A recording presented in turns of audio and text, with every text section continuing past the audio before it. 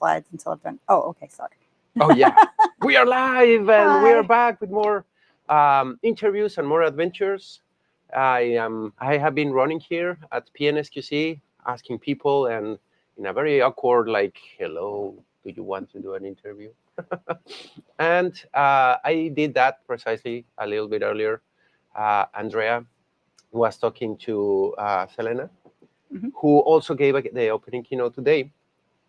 And I was like, keynote ladies together joining forces. That was, were you at the panel? I was not on the panel. One of my business partners was, though.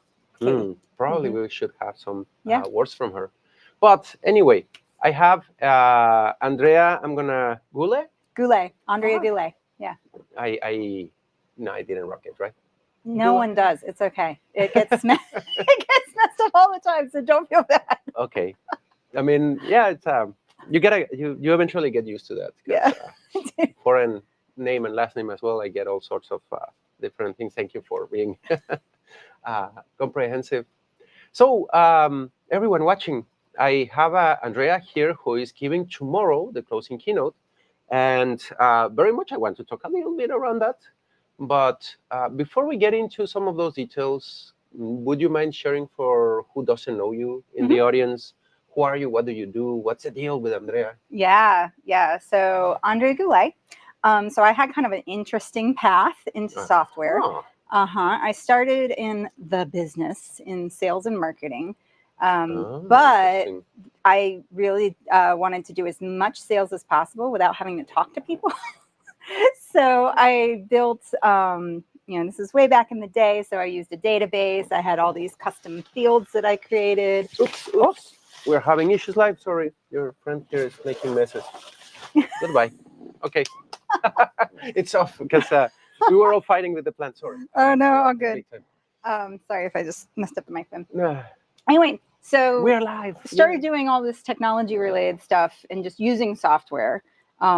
Using a database and creating all these custom fields and variables would, create all these conditional. But as a salesperson, and it ended up being really effective. I became the number 3 salesperson in the nation at my company in under a year.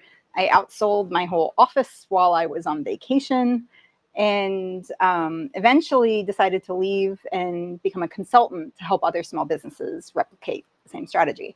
So I had a blog and I talked about kind of what my thoughts were. And when I went to my high school reunion, my friend Scott came up to me. We hadn't seen each other. He had gotten his degree in computer science from a well-known university.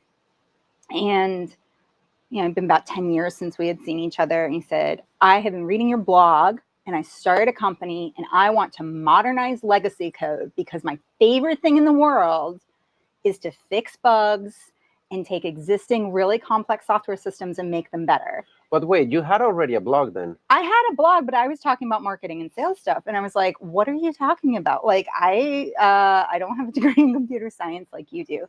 He said, no, I've been reading your blog and you are a programmer.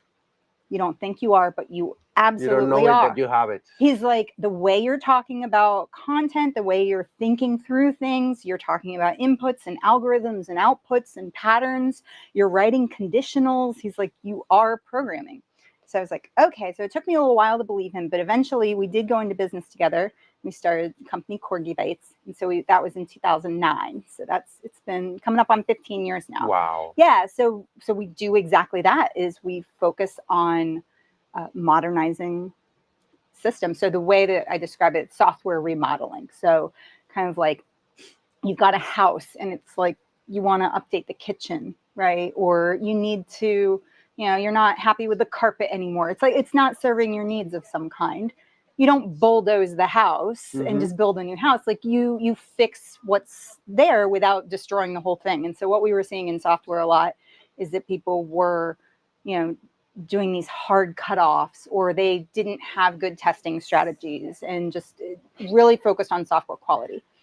But what I brought to it was that, based on the training that I had received in my marketing and my communication and sales career, was about empathy. And so we really focused on empathy being the core part of our culture from the beginning, to the point where we even had a consultant when we were doing our core values who said, told me you can never say the word empathy and software in the same sentence because you will be laughed out of the industry.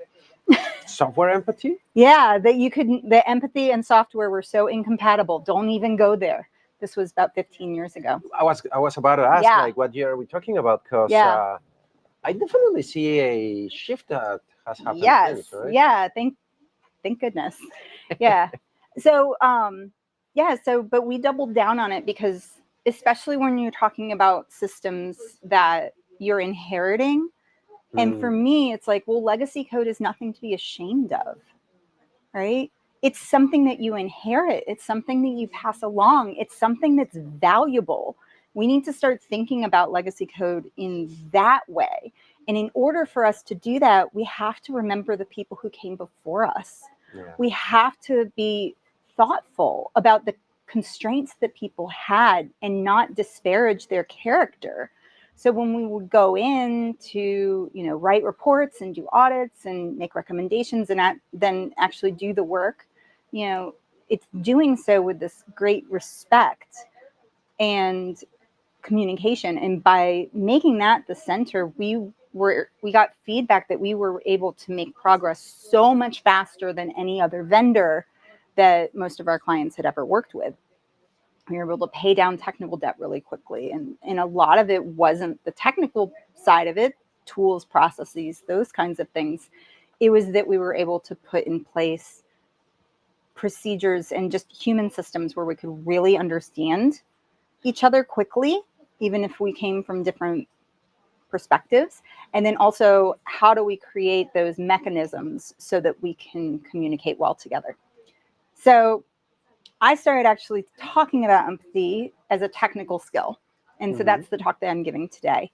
We'll get into that in a moment. Yeah. I want to dive a little bit deeper, but at the same time, no spoilers. But this is really interesting what you're saying, that you bring, you brought the human side, or depending on who you ask, the sales and management side of the business into QA, IT processes.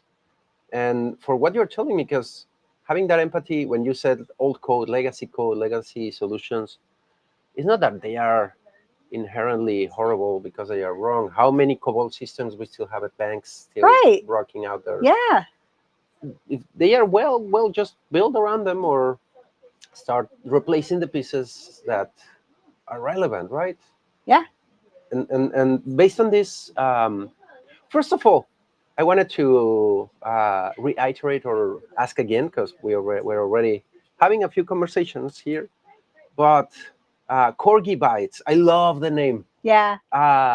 Mind explaining the origin of that? Yeah, so Scott had already named the company, so and we added the tagline, old code, new tricks. So he had a corgi named Ein.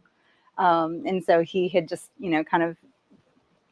he had done an exercise, I think, in branding where he, things that you like and things about the industry that you're in. So Corgi Bytes was what he had picked. And so all the legal framework was there and everything. I was like, well, if we're going to go with this, then we're going to put the dog on everything. So if you go to our website, there's this cute little... I'm guessing there's a puppy on the logo. There's a puppy on the website, and she has a little wrench bone. Oh. Yeah, it's adorable. So, yeah. But that emphasizes from the beginning, like a human side or something. Yeah, and I think here's the thing, though. Like, I didn't necessarily bring the empathy to Scott. I think one of the things that happens a lot is that we think, oh, the sales and marketing people are the ones who have empathy, and the engineers, oh, they don't know how to get along with robots. People. Yeah. That was not the case. Scott is one of the most compassionate people that I know, and this was his ethos around really being a steward of this code and just having a lot of respect. And for me, it was more about like, well, okay, the way that you're talking about this is through compassion and empathy. You're talking about these things. But then when he would step back, he was like, oh, well, I don't have people skills, because he had been told that. But I was like, this is very confusing because you're like the most kind, compassionate person I know. But we kept having these traditional, like, not understanding each other moments where it was really hard for us to collaborate. Scott's very much a detail-oriented person. I'm more big picture, if you will. Like I see the broad patterns first. And so I can share a story about, I'll share it in my talk tomorrow. Spoil it. Yeah. So I think this is an example of what, after this happened, this is the moment that I think if we can replicate this in all of the different interactions that we have in our professional lives, imagine how much better things can be. Right. So Scott, traditional engineer, I'm doing more of the sales and marketing. We've been in business maybe 2 years, right? Scott, I knew he was on a deadline. He had his headphones in, but he had them in for like 2 days. I had a client that like I needed his advice. Like I had to get his opinion on it. Otherwise, we're going to lose this really big sale. He had recently taught me about the agile concept of the last responsible moment. And so I kept trying to like delay. And I felt like it really was the last responsible moment and that I needed to interrupt him, right? And I didn't want to. I know it wasn't going to be respectful, but at the same time, I was like, I got to do this. So I was like, okay, how do I do this? So I tiptoed over. It's like, Scott, excuse me, you got a sec? And there, I apologize if anybody who's watching who just had a visceral response, but he just lost it. He looked so upset. He looked like he was going to flip the table. And I didn't know what I had done. I had no idea. He was so upset and so angry. And when I looked at him, it was like in that moment, I had a choice. I could have walked away and said, I'm sorry, engineers are so hard to work with. I can't interrupt him. I'm trying to be nice, right? And I think that's what happens in a lot of our interactions with our coworkers, especially people with whom we don't understand and don't like immediately identify with. But, we had this really good rapport. We ended up getting married a couple years later. So that was a good. I know, it ended up being good. Well, and a lot of it was figuring out these communication things. But so what I did instead was I was like, whoa, what happened? Why did you react to that? Yeah, no, just like what happened. I can clearly see that something I did really hurt you. And I want to make sure that doesn't happen again. What can we do to solve this? Right? Because I'm going to need to interrupt you at times if we're in business together. Like there are times when it's just unavoidable. How can I do so elegantly? So we ended up having this really, really, really great conversation and was like, well, what is it about that question? And so he told me, he was like, I had just spent an entire day building up these mental models and they were like crystal palaces in my head. I see. And we had recently watched the movie Inception, which is like a dream within a dream within a dream within a dream. And he was like, I was 9 Inception layers down. And you just pulled me out. You tapped me on the shoulder. And when you say you got a sec, the cognitive load that it takes me, because I know it's not a second. Is it 2 minutes or is it 20 minutes? What's it about? How much do I have, figured out? Like just the context switching that's required to even answer that question means that I lost all of the work I had done for that day. I was 15 to 20 minutes away from being able to solve that problem, and it's going to take me 3 hours to get back. And I was like, I had no idea that was going on in your head, right? Then once I knew, it's like pretty easy to have compassion. It's like, well, yeah, that would really annoy me too. I can see why you would be frustrated. It's understandable from both sides because you also needed his input. You also had a situation that, right? how could you know it's 15 minutes? And I highly doubt that he also knew that it was only 15 minutes. That's Yeah, well, just like in, we are it was always very hopeful close, right? that it's gonna be 15 minutes, but no, sometimes it's 3 hours, and we're still working at it. Yeah. But it's a good point that you got to, like, hey, what is gonna be our schema, our communication? Exactly. So that's what we do is we started coming up with schemas. We call them communication protocols, and this was the first one. So it's like, okay, well, instead of saying you got a sec, what if I just said inception ? And you gave it a number? But if he has headphones, how do you send the inception? Yeah, so over Slack or something, right? So just instead of saying you got a sec, okay, right? How do you work through? Because when I'm in inception mode, to call it in a way, Slack is closed. Yeah, and that's fine. So here's the rubric, right? If it's a 0, then it's like inception ? 0. What's up? We're interruptible. We start having a synchronous conversation. Inception, 4, I'll be ready, ping me later, maybe catch up with them that afternoon. If he's got Slack turned off and I say inception and I don't get a response, then he knows that I'm looking for him. Eventually. And then when he gets to a good spot, he comes and finds me. That's a good. This has been a game changer. It's been a game changer because it met both of our needs. And to me, this is what technical empathy is all about. Yeah. You need to go through? Yeah, go through. Don't worry. It's live, but not because of that we are interrupting. Yeah. We are just in the hallway, people, and conference happens. Yeah. So technical empathy is being able to understand the techniques for how to create these experiences where you understand, where you have the motivation, where you have the environment set up so that you can create these structured communication experiences that enable collaboration. Yeah. Right? And that's super important because as well, it goes in line with what you were talking, the old legacy code, right. Respecting who owned it, because if you disrespect one who owned the old code, who is working on it, or who is in the inception mode, or right. I can't remember what was the name I had for that moment because the zone. I'm in the zone by nothing else. No, I can't be bothered depending on the person because sometimes the train of thought is like destroyed and you're done and and that happens to me too, like not when I'm working on a technical problem, but like if I'm working on a big strategic plan or like I'm writing a book right now and it's like, like everybody gets in these projects where it's like it's not just related to coding, right? It turns it into a very relatable experience, right? It's super focus mode and maximum effort.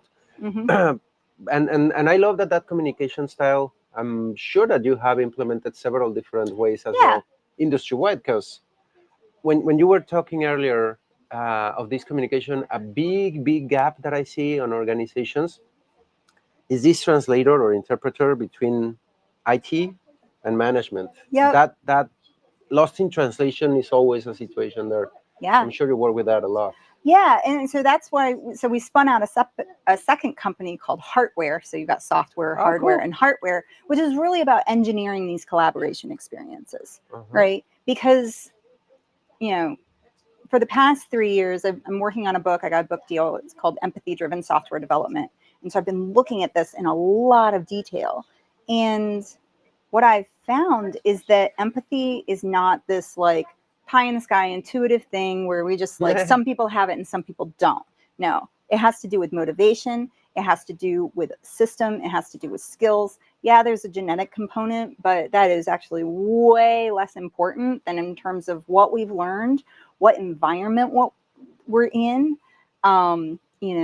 whether or not we have the capacity, like if we're exhausted, like there are all of these other things that go in. And so, we can really see this when it comes to the way we interact with each other at work. And if we want to have these collaboration, effectiveness, we can go backwards. And so the model that I have is like, if we think of collaboration, that's essentially useful work, right? If we think of this as a engine, right? So if we want useful work, well, we can't just get there just by saying, I want useful work, right? So empathy really is the engine that enables useful work. right? And there's a lot of different domains that go into it. It's resonating with emotions. It's being able to regulate your impulses. It's about reasoning about another person's experience, reflecting back and understanding, responding with genuine support, and then also resourcing. So making sure that like you can take 20 minutes and just say, okay, wait, what happened? Let's pay attention to this right now, because you're not so overscheduled. And then in order for an engine to run, it needs energy. And so compassion, which is caring about other people, wanting to genuinely not see them suffer, right? And having a desire to help. Plus, so that's like the potential energy. And then communication is the kinetic energy. It's what's flowing. So if we can look at this as a system, then we can use our skills in maintaining software systems. Like there's a lot of corollaries that go into it once we start looking at it as a system. And once we start seeing, oh, there's these leverage points and here's where I can do this better, so that we can actually engineer more moments where instead of just walking away with contempt, we're actually moving towards collaboration. When you mentioned this analogy, like with an engine, it totally clicked, because you also have all the pieces of the engine, each one has to work well. Yeah. The oil lubricating the movement of the pieces. I think like this Yeah. empathy and communication is like what keeps everything flowing, and Yeah. all the pieces. It's not like if one little thing fails in your engine, you are not rolling. You're not. Oh, You're not yeah, absolutely. going Like if I anywhere. had been in a place that day where I was sick or I was tired or I was so under pressure, I very well, and I have on days just been like, Derailed. yeah, I've been derailed and like, thanks for not, like, and it's Right like, away.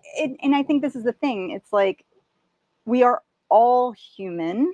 We are all managing our own distress in the best way that we can. And sometimes we're at capacity. Yeah. But when we look at it as a system, how can we engineer our teams? How can we look inside ourselves so that we're taking care of ourselves?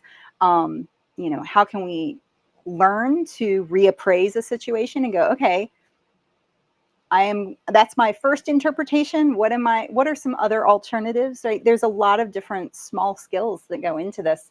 And once you start to layer that on, and not, it's very powerful when you start this for yourself, because you start to see your team and things differently. But when an entire team commits to this, when an entire organization commits to this, then you're able to benefit from having a very diverse set of experiences and thoughts, bring different ideas to the table, have them heard, respected, be able to create new and novel solutions.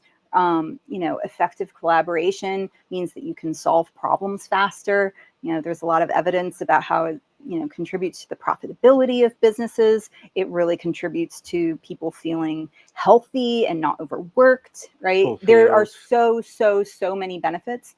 And to me, when we think about agile, or we think about any of the different methodologies around like how to deploy software quickly, at the end of the day, all of it has to do with, are we understanding each other, and are we able to communicate with each other?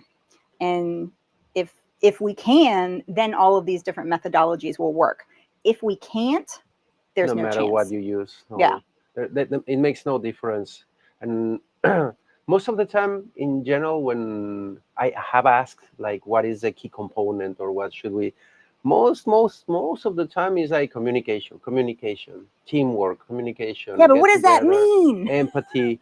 I mean, I'm talking to the other, Yeah. and he's not paying attention, or Yeah. he's telling me, "What, you got me off the inception moment," and yeah, and that's a very big point. And well, mostly, especially because in organizations, yeah, there's a bunch of people, a bunch of us trying to get together and row in the same direction, right, or get to an objective. And I wonder, now getting into keynote topic. yeah. How much of this are you covering? What's the title of your keynote? Empathy is a technical skill. Okay, so, and that just that as you were saying, software and empathy, and having it together, slightly scandalous. I like that most places is not anymore that scandalous. Yeah. Still, some people will like, what? Well, empathy? what I see now is I see a kind of a different problem. is I see, especially leaders or, individuals, they'll go, empathy is important. I've heard that I need to have more empathy, right? But it just becomes But then it becomes a buzzword. And I've seen this go one of two ways. One, there are people who identify as an empath, like empathy is my superpower. I admit I used to be in this camp, and I am working really hard to recognize that that's not the case, because a lot of times this is what our culture tells us. We get superhero signals that being an empath means that you're psychic and you're right 100% of the time.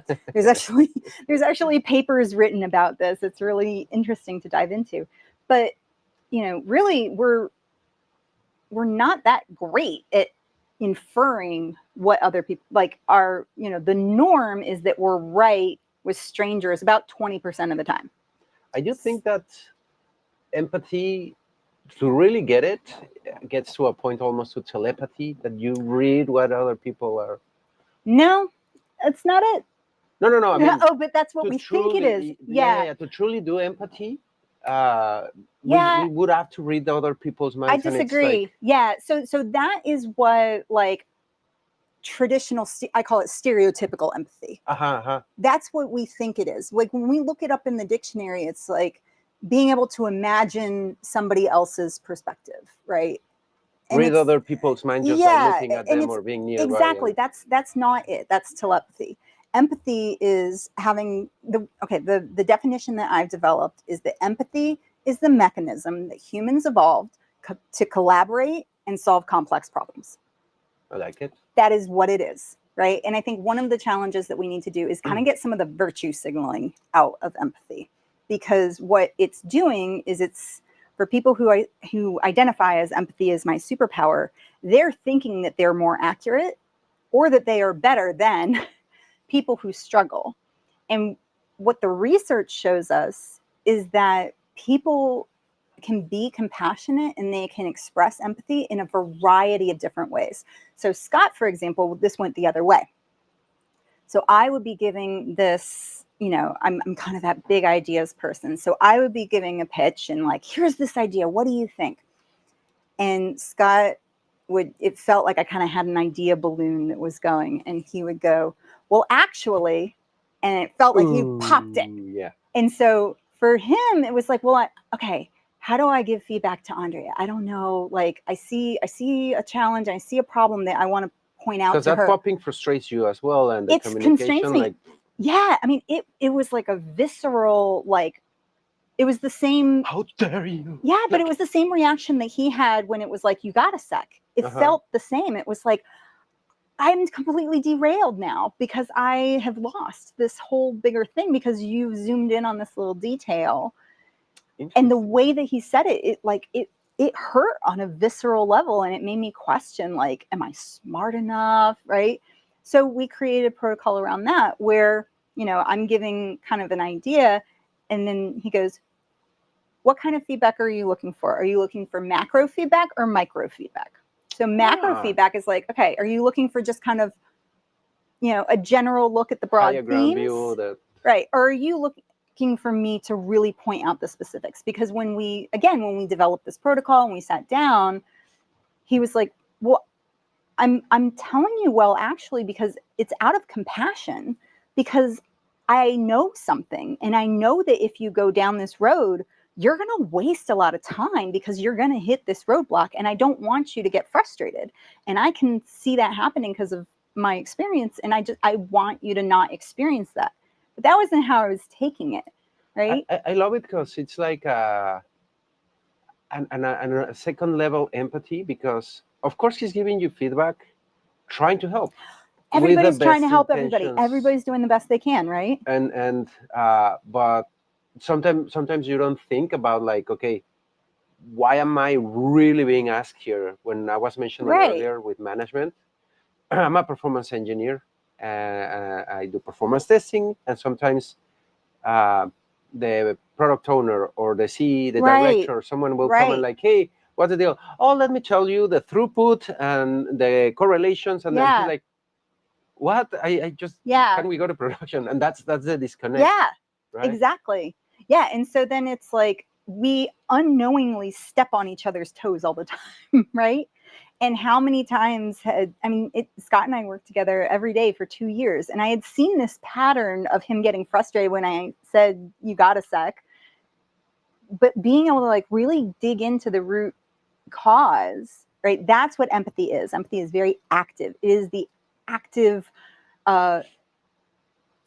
engineering of a situation where you can understand each other, right? Where you are learning more about each other and that you are developing the strategies to support each other, right? And in that one you were mentioning having the strategies, and it's both ways, because it's both absolutely actors, both ways. Yes. sometimes even the requester for the help, like, I'm asking you this, but I meant this, or I was thinking of something. Right. And yeah, it can be so evident that one is thinking one thing and the other one understands. Yeah. Our language is not perfect, or Yeah. communication skills. Yeah. And understanding and having that framework, I think it's really useful. I'm very curious about this keynote now that I know, because it's something that I get so often. And my fans, if you're watching, I know you're working, probably not. But we get that often at home, couples, full teams that we are just like trying to collaborate and do all these sorts of things. That I think it's natural for human beings to kind of have these clashes. Or it's primal. It's very primal. Like we definitely like have built-in mechanisms where we have biases for people who we feel safe around, right? And even we act in some ways, because some people, we think they may understand this. And there's also a cultural situation, because culturally, let's say, here in the US, the instructions tend to be like very detailed. And in Mexico is very context sensitive, and you have the blah, and that's all we say, and we expect everyone to kind of get the whole picture. Mexican to Mexican probably would be like, we both know what we're talking about.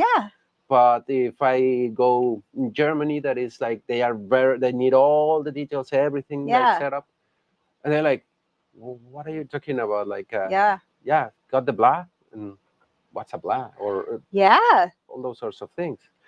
It's incredible. I love this intersection. And you mentioned the book. When is this book? I know this is tough. I know it's been 3 years in the making, but now it's at the point where I'm starting to.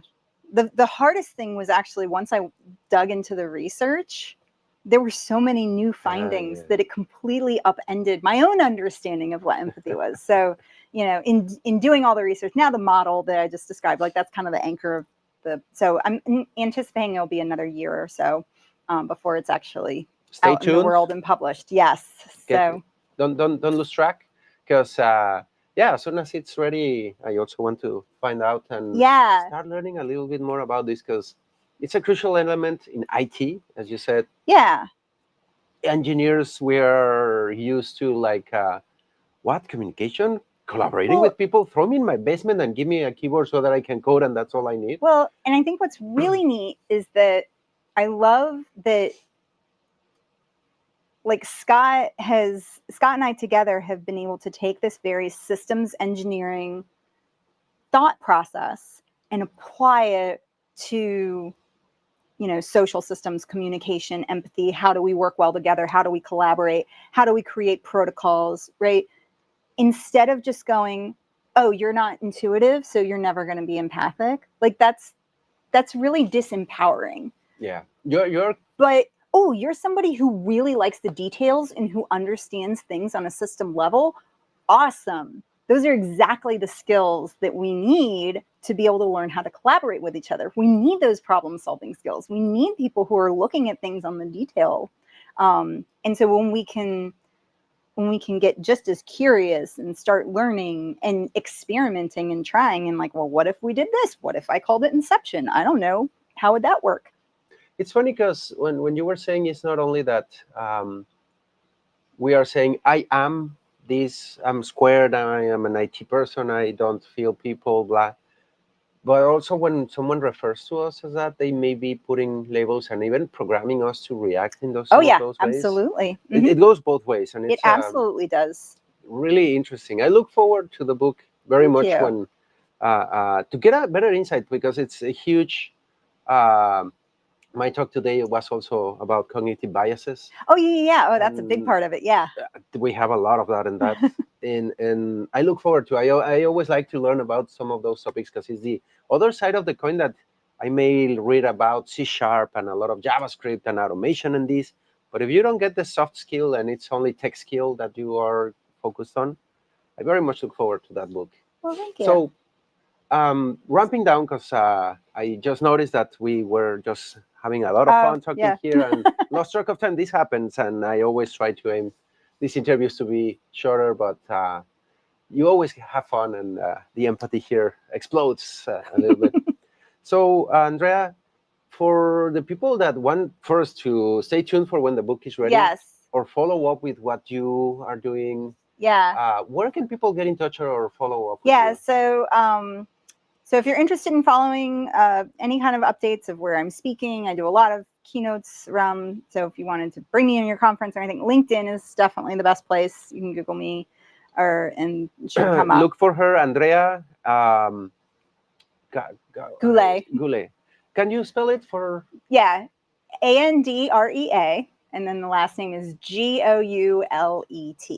I just noticed under her, I did type the name. You can copy it, but if you're hearing only the audio version, well, there you have it on LinkedIn. Yeah, so LinkedIn, and then if you're interested in having us come in and help you modernize your legacy systems, you can go to Corgi Bytes, which is Corgi, like the dog, Corgi, and then Bytes, like computer bytes, Bytes. If you are having really frustrating meetings and you want more collaboration, the second company is Heartware. So HEART, Heart, and then WARE, so like software, hardware, Heartware, and that's heartware.dev, DEV. There's another medical device company that is also so yeah. Okay. So, or you can also go to makeempathywork.com. We also have that redirects. And then finally, I also have a Substack that I just launched. It's called The Pragmatic Empath, and I'm starting to talk about like my own personal journey. And on LinkedIn, I also have a newsletter called Empathy in Tech. Oh, and empathyintech.com. There's a community that we started, and then legacycode.rocks is a community that we started many years ago. And I started the podcast originally, but there's a podcast around modernizing software and like how do we take the shame out of it. And I think we've had maybe 150 interviews at this point. Cool. So yeah, so if you're somebody who identifies as someone who like really loves mending software, then there's a whole community for you. And we have a conference that we do called MenderCon. Yeah, so I'm in a lot of places. So, let me know whenever you need. I would love to come and share some experiences. The podcast. I have had my share of weird experiences with the lack of empathy and turning myself also into full developer, full tester, into more human being, if that's I think that's a great journey. And I think that like, you know, my journey has been more like I'm kind of this human person who's afraid of tech. The other way. But then it's the other way. And it's like, no, actually you are very technical. But I had that same thing, like the cultural signaling of like, oh, you're not technical, as opposed to like, you're not good with people. And so, but we are all whole human beings who we can all learn from each other. And isn't it a great thing that we all don't think the same? Before we log off, because I really want to touch on this. You just mentioned not technical, you're not. Do you think that has to do as well with being a woman? Because I've seen that here and there. My sister can do technical. She thinks she doesn't. Yeah. It is exactly the same stereotyping. So the way that I describe it is I'm not good with people is the flip side of the same coin of girls are bad at math. Yeah. And and so there is a lot there that is culturally ingrained. You know, I see all these signals. I'm supposed to be good with people. And the research shows, even with empathy, that women are more empathic than men. Well, it's motivation driven. Yeah. And so when you pay men to be more empathetic, they hit the same levels. When they are motivated, because there's a study where heterosexual men were told that women find men who are empathic attractive, then all of a sudden it shoots up and levels are equal. So empathy really is a motivation driven concept. And when they've done meta-analysis about the abilities with men and women. Like there are differences in how our brains Wired. construct it, but when it comes to ability, there is no difference. Right. We And can so it's all the do same those thing things. with technical stuff. It's like but I will always struggle to see myself as a technical person. Yeah, Probably because sometimes those things are so ingrained, but it doesn't mean that I'm not. Right? You had it installed in your base code at the Yeah, very it's at the bottom kernel, level. you know, it's kernel programming. So. So I would go even deeper. I know. Some people send the BIOS of their hardware, and it was just yeah. like. Anyway, This well, has been lovely. Thank you so much. no, I'm enjoying it. I could go for hours here, like talking. Probably we should kind of try like round Yes. 2, talking more. I'm having a blast, but well, everyone, there you have it. This is Andrea. I'm super happy to have had this opportunity to connect, talk a little bit. I hope that you enjoyed it as well, and you learned about how do you gotta open up those panoramas and your views, perspectives. Yep. Don't let yourself be tagged and locked up and put in a box because you think something. Andrea, thank you so much. Thank you for having me. Such a pleasure. And well, everyone, stay tuned because this is PNSQC 2023 from Portland, Oregon. This is just starting. This is day 1. And I am in contact over there. I'm in the area where most of the people are there. There are a lot of people. I'm probably not going to have enough time. But stay tuned because more awesomeness is coming out of this event. So again, Andrea, thank you very much. Thank you. And we're heading out. Let's put this animation and adios.